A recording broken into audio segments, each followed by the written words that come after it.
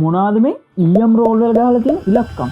ඉතින් මම දැකලා ඇති සමහර ඊයම් රෝල් වල ගහලා තිනවා 65න් 35 60න් 40 වගේ ඉලක්කම්. ඉතින් මොනවාද මේ? අපි මේ ඊයම් කියලා යූස් කරන්නේ මිශ්‍ර ලෝහයක්. ඒ මිශ්‍ර ලෝහය හැදිලා තියෙන්නේ ටින් සහ ඊයම් කියන ලෝහ දෙකකින්. ඉතින් මේ ලෝහ දෙක අතර අනුපාතය තමයි මේ විදිහට මේ ගහලා තියෙන්නේ. අපි බලමු මොකද්ද ඇත්තටම හොඳ අනුපාතය කියලා. හරි. දැන් මම ඕගලන්ට පෙන්නන්නේ 65යි 35 කියන එක.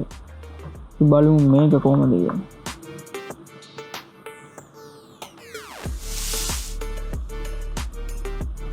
පේනවද? පිටි සොලිඩ්.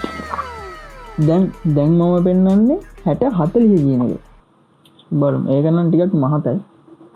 මිලිමීටර ගන්න මහතයක් මම අරන් තින්නේ. කට්ටිය බලන්න. ඉතින් මේක පොඩ්ඩක් මෙල්ට් වෙන්න ගේමක් දෙන්න ඕන.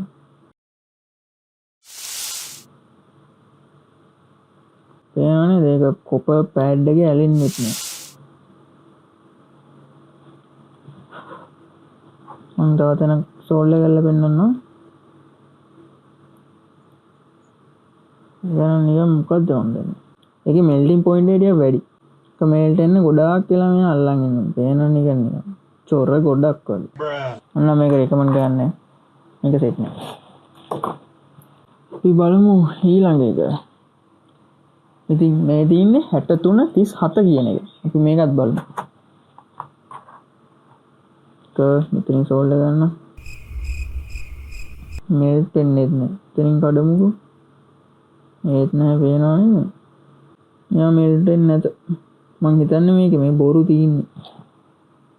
කොටුවෙන් ගත්ත එකේ බොරු තියෙන්නේ.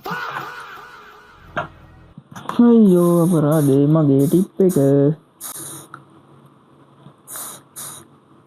ඉතින් මම මෙන්න මේ දෙකම ගත්තේ කොටුවෙන්. මේක නම් හොඳ ෂොප් එකකින් ගත්තේ. තේරෙනවනේ මේ දෙක තනිකර ජරාවක්.